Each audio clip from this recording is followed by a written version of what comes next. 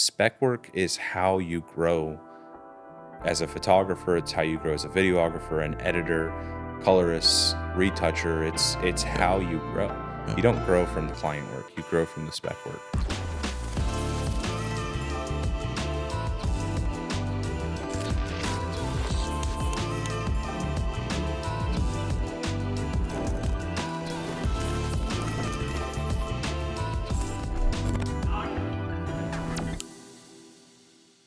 All right, so this week you had a really good idea about talking about like podcast topics. Obviously, with us making this set, what can we talk about? What are we going to talk about? I know we were using ChatGPT to come up with prompts and all this kind of stuff, but one of the things that stuck out was spec work and the importance of it. We have a couple new hires, and it's been a great way to show them some of our Mhm. processes. But a lot of photographers or a lot of studios don't like spec work. They would just much rather get paid for it. It plays a really important role with what we do here at POLA, and I think pushes us creatively. Like it feels like every time we do a spec job, things get better. And for those like that are watching or Mhm. they're listening, if you've not done spec work, you don't know what it is. It basically is just a creative project that you take on yourself. It's self financed. It's usually you and buddies, or you and friends, or you and team, just kind of all throwing in. Y Let's talk about it. Yeah, some people call it a passion project. That's another word that I've heard that seems a little bit more personal than what our normal spec work is. Usually, we're just grabbing not a random product, but something that we don't normally shoot with, whether it's a bottle that looks completely different than the products we normally shoot, or it's a new brand with some cool creative coloring and branding on the box. Um, The Johnny Walker, the bottle that we just did. yeah, it's We did a beautiful. spec shoot the other day. We were Mhm. just inspired by the bottle because of how nice that glass is. Right. And then we don't normally shoot with something that big, with something that's that moody. That's another thing we talked about after the shoot, especially is like we haven't shot that moody of a commercial looking video in a long time or almost ever. So Yeah, it kind of pushes everything out that way. everything we do just seems to be very like pop art, very like Yeah. commercial lighting, a lot of even light. Hmm. Nothing's ever dark that we shoot. So it was refreshing to get like super moody with it. Yeah. And I think that's where it also played into pushing us out of our comfort zone. We're not used to lighting that kind of stuff. Obviously, come from a photography background, so it's a little different. I'm there on set, kind of helping out Wade and Paul and you with the video stuff. But it kind of pushed us in a different way than normally when we're just kind of, oh, we just want to make it all look pretty even. If we want a shadow, we're getting this super sharp, just one singular shadow, as opposed to like using silhouettes and lighting the background in the new kitchen we got and playing with all those different things. I don't how many lights did y'all have for that kitchen Man, set? I think It was we had at one 5. point like 5 or 7 lights Yeah.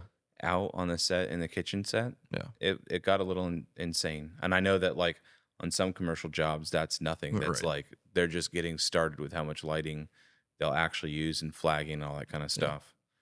All right, so talking about spec work, when we're doing client work, we have a lot of clients that are on retainer. We shoot their stuff. We have their product here in the studio. We pull it out once a month. We shoot the stuff, then we put it back. Sometimes shooting with the products every single month doesn't get mundane, but it does get creatively draining because you're Yeah. shooting the same thing. Just repetitive. Obviously, if it's an olive, it's not changing out of an olive. So you can only use olives in so many different ways before sets start looking relatively similar. You can only use so many different kinds of bowls and placemats and all that kind of stuff.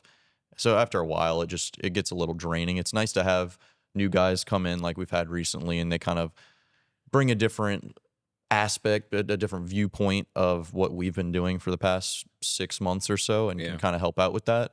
But spec work is just puts your brain in a completely different space than what we're doing on a monthly basis. I feel like we shoot so much client work every single month. Like we definitely deliver hundreds Hmm. of images and dozens of galleries for people to look through each month. Um, that is creatively exhausting as well. And sometimes you see like on TikTok or Instagram or YouTube, you see these new techniques, or you find a new photographer and you're like, I never thought about shooting something like that or using light Hmm. like that. And it kind of, for me at least, it like builds up. And I know we've been doing this long enough together where I'll talk about getting a shot or doing something for like months at a time. And I'll put these like, these brainstorm boards together and we have all Mhm. these like shot lists ready to go. And what's cool is when we have a client that, a product gets delayed or something it can't happen, we are able to go back and say, "Hey, let's just shoot spec for the next 2 days." Yeah, Like, let's just slot that in. So, yeah. And like for most circumstances, we'd be upset. We're not going to be able to shoot what we were supposed to shoot. Obviously, I'm the schedule guy, so I'm going to sit there and be like, well, these could be 2 completely wasted days in the next 2 days because something didn't get shipped here on time, something like that. But when you can already have spec work ready, not ready to go, but in a kind of halfway planned out and like on your mind, it makes for those 2 days to be more fruitful, even though technically you're not making money off of it. It's more fruitful than just sitting around planning stuff out upstairs or just hanging out brainstorming. You're actually like putting things into practice as opposed to just kind of trying to figure out the time in other ways. we've made so much money on spec work, like although a client is not paying for it at the time, Mm-hmm. some of these shoots we're putting 3 or 4 hours into some of these shots to get everything perfect. Yeah. And those end up being what we call portfolio pieces. If we like the spec work enough, we'll put it up as a portfolio. And more times than not, we get booked for work because of something that we shot. So I think the first lesson from this podcast that I would want people to get is you may not get the jobs that you want today. Mm-hmm. You may be able to creatively come up and conceptualize it and shoot it, but this industry, people are spending a lot of money. They want to know, they want to guarantee that you can get the shot or Yeah. get really close to that shot. Yeah. And I think spec work is what helps kind of show it off. Like if you've got, if your thing is shooting dogs, but you've never shot dogs, but you have 10 years of experience shooting and you tell someone I can shoot a dog and they say, "Great, let me see your portfolio," and you don't have anything to show, like Right. you're not getting booked. Right. So I would say lesson number two, going off of what you said a little bit earlier, you mentioned it.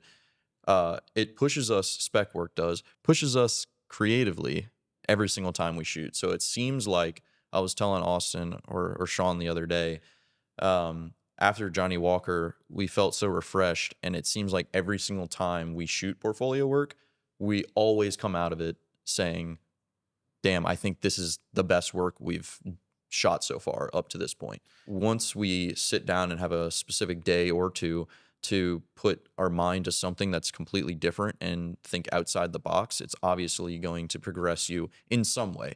Now, will you get the perfect shot? Probably not. It's almost impossible to ever get a perfect shot, but it's going to be better than what you're doing on a normal basis, going through the same process every single month, as opposed to something completely different, making your mind think differently. mhm. And even especially in process of shooting, you're going to think completely different things because you're using different lighting setups like we were talking about earlier, moody lighting setups that we're not normally touching or anything like that. And you're trying to get shots that are a little bit probably more, not high quality, but a little bit more complex than what we're doing on a normal monthly, especially for social media basis, Right. as opposed to something that's commercial level photo or video. I would agree. I think the stress of the contract and the shot Hmm. list is sometimes what kills creativity Yeah. when you're shooting spec because you do have standards that you have to hit. People are hiring you because you can shoot a certain way or you can shoot, at a high level. And sometimes you have to deliver that. And it may not be something that you really want to do, but the client has expectations and our job is to always come through Hmm. for them. When you're shooting spec, sometimes you're like, I mean, I'm probably the worst at this, making audibles on set.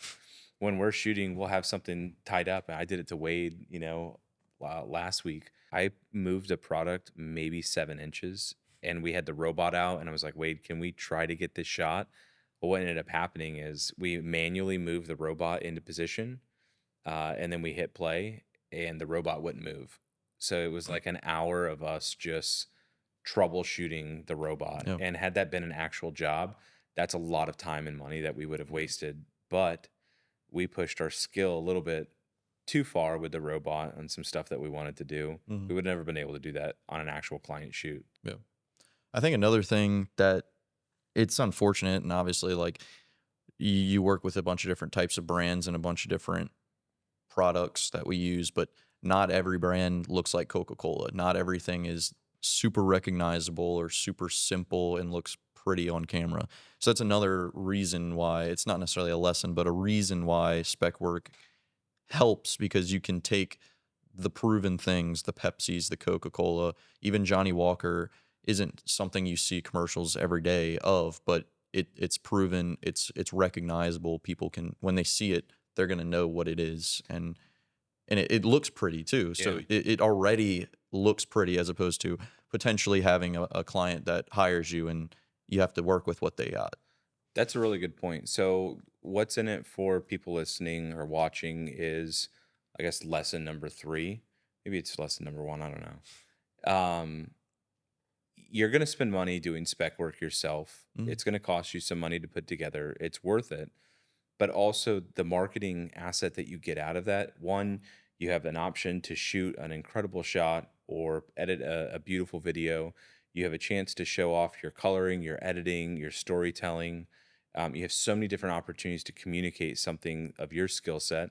But most importantly, it turns into a piece of like a market piece of marketing material that you yeah. can use to promote yourself, what your studio or what your group is able to do. But more importantly, like social media, let's talk about the Johnny Walker. We Yeah. shot everything on Friday. We put together using the new Edits app, which I think is totally underutilized right now. Mm. We put together a BTS reel. I think I did it while I was driving on my way home, or like when I got home. Don't tell people that. Yeah, I took 5 minutes to put together this edit and threw it up, and it hit like 23,000 views. I think it's over 1,000 likes right now, Mm. 190 saves or sends. Like, there's a lot of people that have seen that, and someone I know is watching, rolling their eyes, like, yeah, views don't matter. Like, no, no, we had like 7, 8 leads come through just on Saturday and Sunday alone from that video, and then it got too much where we've just given it to Victoria. Um, we got a lot of leads from just that one video. Normal. If you're reluctant to shoot spec, like I encourage you just to listen to some of like the three lessons that we just went over.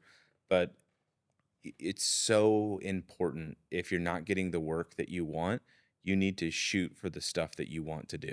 Right. Like if people aren't coming to you saying, "Hey, this is what we want to do," and you're like, maybe you're passionate about shooting models, but now you're shooting, pets. Like I can't think of a worse thing to shoot. I just do not like doing that. Or if you're maybe an architectural or you're doing like homes, no one's going to trust you Right. to shoot product photography if you don't have any experience doing it. Yeah.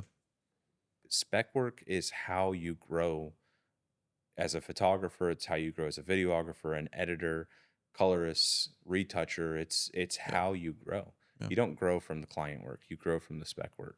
And yeah, obviously client work every now and then you might hit something big and something new, especially when you're starting with new clients. The first few months are new, but after a while, like we've been saying, it gets a little mundane, it gets a little repetitive, and Hmm.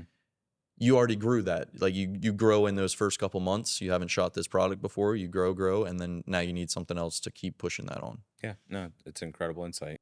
If you're on the fence about doing spec work, or if you are completely against it and you're listening, obviously, we're super pro spec work.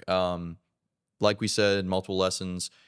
You're not going to be able to shoot the stuff you want to shoot if you're not getting those jobs now, unless you show a portfolio. And the only way to do that is to shoot spec work.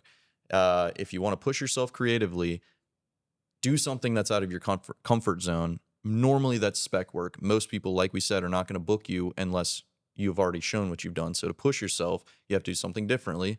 And I think spec work's a great way to do that. Test yourself with lighting. Test yourself with just coming up with new ideas that you're not normally going to be trying to pursue. And it's refreshing. Like you shoot the same stuff every single month. Yeah. The creative inside of you sometimes just needs a couple days to like decompress from what your day to day looks like and do something for you. So it's like, like one for the client or one for the Hmm. business and one for us. Like we'll shoot one day or devote one day in the studio Yeah. for fulfilling client work, but we have a team of creative people here that we have to feed, Right. creatively, and so there's one for us as well.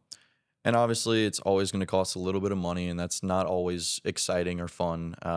But you have to invest in yourself, not only monetarily but creatively, Mhm. to progress you as a person, as a photographer, videographer, or whatever your aspect is in the studio. The only way to get better is to do new and different things. So taking a day or two out to just push yourself, do some spec work, get a great brand, and just make a beautiful product for that brand, whether they see it or not, is always a great thing to do. And I completely am behind a spec day. Yeah. Sweet. Well, I don't. How do we wrap it? I hate doing like and subscribe and comment. That's been the POLA Pod. Yeah. All right. Like and subscribe. Comment if you feel. We'll see you next time. You might not need to. Sometimes things just end, you know? Yeah. Cool. How do you feel? Feel good. All right. Cut. All right, Sean. You and Paul next.